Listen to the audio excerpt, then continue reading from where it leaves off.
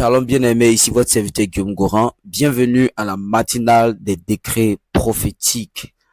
Aujourd'hui, nous parlerons de renverser les forteresses de l'incrédulité. Renverser les forteresses de l'incrédulité. Bien-aimé, comme vous savez, la base des œuvres de Dieu dans nos vies, c'est la foi. Dieu ne fait rien dans nos vies en dehors de notre foi. Jésus a dit, va, il te sera fait selon ta foi. Dieu n'a rien d'autre à faire tant que nous n'avons pas la foi. La foi est la mesure de l'action de Dieu dans nos vies.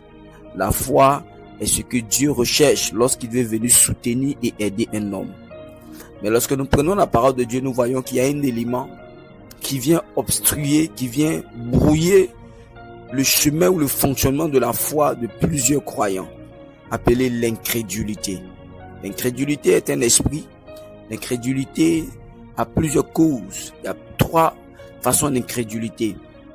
Je veux te dire que le fait de ne pas croire, le fait d'avoir un cœur endurci, le fait d'avoir un cœur qui résiste à la parole de Dieu, le fait d'avoir un cœur qui résiste à l'amour de Dieu, le fait d'avoir un cœur qui a du mal à accepter le fait que ce que la parole de Dieu dit est possible ou est vrai.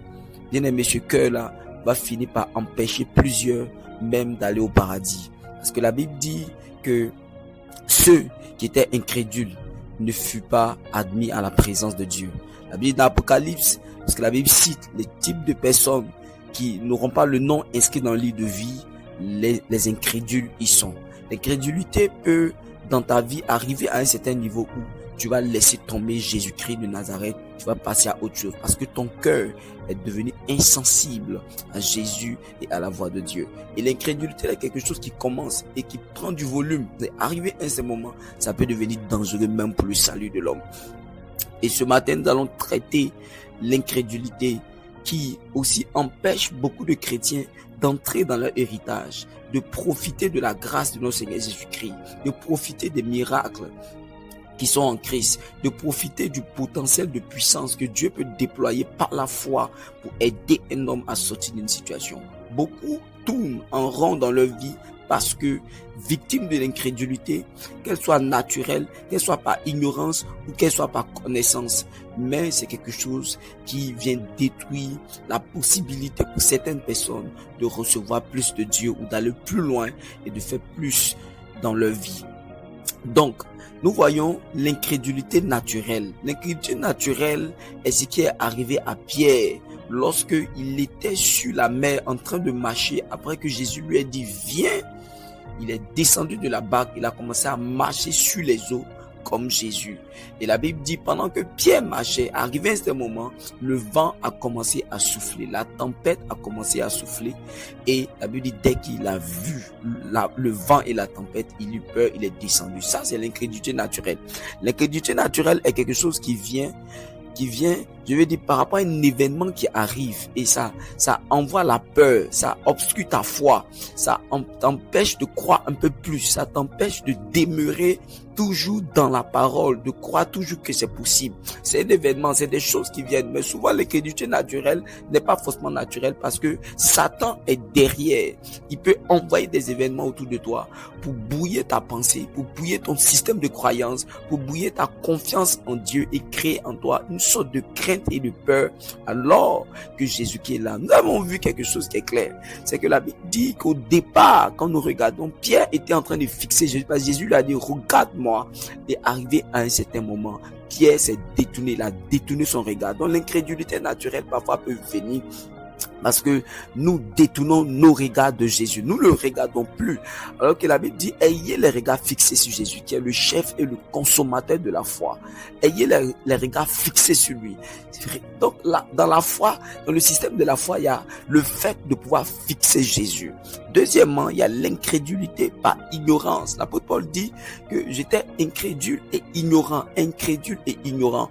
Donc vous allez voir quelque chose qui est réel. C'est que ce que vous ne savez pas, vous ne pouvez pas croire en cette chose. Donc la connaissance de la parole de Dieu, de la vérité en Christ est quelque chose qui est censé être la base de votre foi. Parce que la Bible dit que la foi vient de ce qu'on entend et ce qu'on entend vient de la parole de Christ. Donc ignorer la parole de Christ, c'est consciemment c'est plonger dans une dimension de l'incrédulité. Parce que si tu ne connais pas la parole de Dieu, tu ne peux pas croire en la parole de Dieu.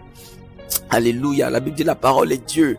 Donc, l'ignorance est un point très capital dans la vie des chrétiens parce que c'est quelque chose de dangereux qui va t'empêcher d'entrer même dans certaines grâces que Dieu a pour toi. Il y a l'incrédulité par la connaissance avariée, la mauvaise connaissance. Donc c'est ce qu'il appelle les forteresses. Donc il y a la forteresse naturelle. Il y a les forteresses naturelles. Il y a les forteresses. L'ignorance est une forteresse.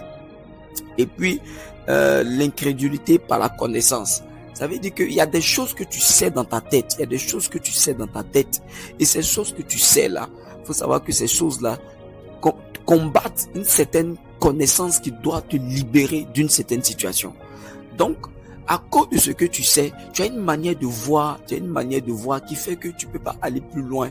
Tu peux pas croire que certaines choses sont possibles. C'est pourquoi l'apôtre Paul a dit en Romains 12, il dit, pour connaître la volonté de Dieu, ce qui est bon, agréable et parfait, il faut te laisser transformer par le renouvellement de ton intelligence. Ça veut dire que si tu ne changes pas ta manière de voir, tu ne sauras pas ou tu verras pas ce que Dieu veut faire dans ta vie. Parce que Dieu veut te révéler un certain nombre de choses. Mais à cause de ta manière de voir, fait que Dieu peut pas te parler parce que ce que tu sais déjà va faire que même si Dieu te parle, tu vas pas croire. Parce que tu as une certaine croyance qui est comme une forteresse en toi. La Bible dit dans le livre de 2 Corinthiens chapitre 4, Satan est derrière toutes ces choses d'incrédulité. Il est derrière.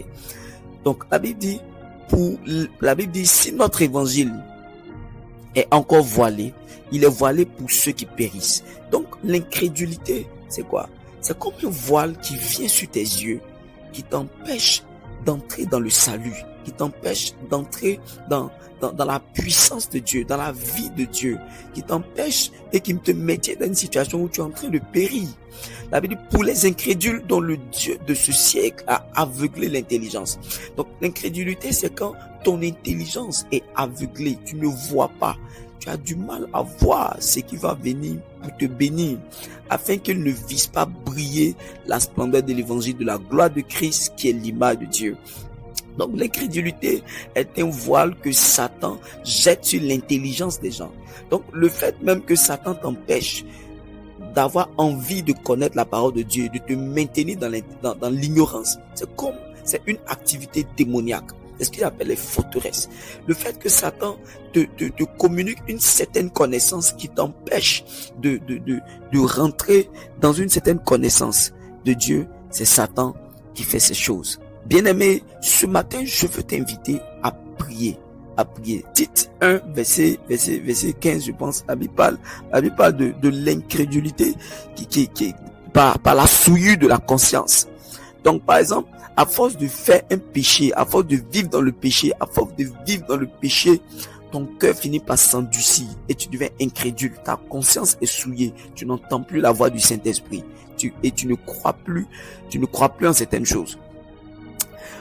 Dis avec moi, Seigneur Jésus, par ta grâce, tu m'as donné la révélation de la connaissance. Je viens avec ton sang contre toute forme de voile que Satan a jeté dans ma vie. Incrédulité naturelle, incrédulité par ignorance, incrédulité par une forme de forteresse de connaissance qui est dans mon esprit. À cause de ça, depuis des années, je suis esclave de quelque chose. Je n'arrive pas à profiter du salut de Christ. Je n'arrive même pas à donner ma vie à Jésus. À cause de cette incrédulité, je viens maintenant, je détruis cette barrière dans le nom de Jésus de Nazareth. Je renverse la barrière d'incrédulité. Je déchire le voile. La Bible dit dans le livre des Actes, chapitre 9, à partir du verset 17 à 18. La Bible dit, Ananias a prié pour l'apôtre Paul et le Saint-Esprit est descendu sur lui. La Bible dit, les écailles de ses yeux sont tombées. Maintenant, je déclare au nom de Jésus, les écailles de tes yeux, ce voile qui est devant toi, qui t'empêche d'aller plus loin avec Dieu, tombe au nom de Jésus. Je détruis le voile de l'incrédulité. Je détruis détruis le voile de l'ignorance dans ta vie à partir d'aujourd'hui. Cette forteresse qui fait que tu n'as pas envie de connaître la parole de Dieu, tu n'as pas envie de lire la parole de Dieu, qui te maintient dans l'ignorance et dans l'incrédulité. Je détruis ces seules choses, cet enchantement, je détruis cet envoûtement satanique qui fait que tu n'as aucun désir, aucun amour de lire la Bible, d'apprendre de Dieu, d'écouter les enseignements. Je renverse cette forteresse qui t'empêche d'entrer dans la foi au nom de Jésus de Nazareth. Je prie que toute forme de connaissance qui est en toi, toute forme de choses que tu sais, Dieu est renversé au nom de Jésus, et j'appelle la grâce de Dieu qui te donne le renouvellement de l'intelligence par la connaissance de la parole de Dieu. Que tu rejettes ces connaissances, que Dieu ouvre tes yeux sur le fait que tu saches que ce que tu sais n'est pas la vérité, que à cause de ce que tu sais, que cette compréhension-là te vienne au nom de Jésus, que ce voile qui est sur ton intelligence qui t'empêche de voir que ce que tu sais est mauvais, ce que tu sais t'empêche d'entrer dans une autre dimension avec Dieu. Je prie que tu découvres cela et que cela tombe au nom de Jésus, cela tombe au nom de Jésus. À partir d'aujourd'hui, je prie maintenant tout ce qui vient te déconnecter de Jésus, tout ce qui t'empêche d'être fixé sur Jésus, tout ce qui vient te distraire à chaque fois, ça fait que tu rates certaines choses avec Dieu. Je prie que cette chose de distraction tombe au nom de Jésus de Nazareth. Je renverse cela dans ta vie. J'ai dit, je renverse cela dans ta vie. Que plus jamais tu ne puisses vivre dans l'incrédulité. La Bible dit, Abraham a tenu ferme pendant longtemps. La Bible dit sans douter jusqu'à l'incrédulité. Je prie au nom de Jésus que la grâce que papa Abraham a eu de tenir pendant longtemps dans la foi, je prie que cette grâce vienne sur toi. La grâce de rester dans la foi pendant longtemps. La grâce de croire en Jésus pendant longtemps. La grâce de méditer la Bible pendant longtemps. La grâce de renouvellement de ton intelligence tout au long de ta vie. Que tu laisses Dieu renouveler ton intelligence constamment pour que tu puisses voir de nouvelles choses. Mais que tu entres dans la volonté parfaite de Dieu, la volonté agréable de Dieu, la volonté bonne de Dieu. Je déclare cette nouvelle saison dans ta vie. L'incrédulité te quitte. Maintenant, tu deviens un homme de foi. Tu deviens une femme de foi qui déploie le pouvoir de la foi dans sa vie. Au nom puissant de Jésus de Nazareth, tu es libéré des chaînes de l'incrédulité et tu es propulsé dans une dimension de ta vie où tu deviens un homme, une femme qui produit des œuvres extraordinaires, des œuvres inhabituelles dans ta vie, dans ta famille, dans ton ministère, dans ton travail. Les choses commencent à changer parce que tu deviens un homme de foi. Je vois les montagnes de ta vie se déplacer au nom de Jésus. Bien-aimé, que Dieu te bénisse. Au nom de Jésus. Amen. Va et prie avec cet audio et tu verras la gloire de Dieu.